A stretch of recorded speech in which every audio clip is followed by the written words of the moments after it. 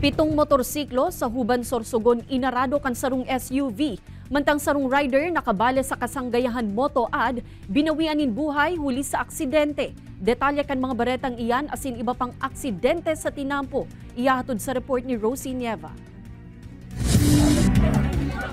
Aksidenteng naarado kan sarong SUV ang pitong mga motorsiklong nakaparada sa gilid kan tinampo sa barangay Lahong, Huban, Sorsogon. Sa investigasyon kan Huban Municipal Police Station, gikan sa Banwaan kan Magallanes ang SUV asin pasiring kuta na sa Sorsogon City. Alagad pag-abot sa may porsyon kan barangay Lahong, napirot subuot ang driver na napulisa na sambitan ng aksidente. Mayo man inakulugan sa insidente, alagad gabos na imbuwaltong lunadan, nagkaigwanin danyos kabali na ang nakabunggong SUV.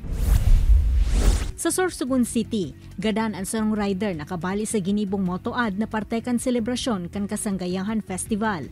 Sigun sa report, nakabangga na sambitan ng rider sa sarong tricycle pag-abot sa Diversion Road, Barangay San Juan, Roro West District. Nagsapon lugad sa lawas ang duwang imbueltong driver na tulos man na idinalagan sa ospital, alagad binawian man giraray nin buhay ang nasambitan ng rider.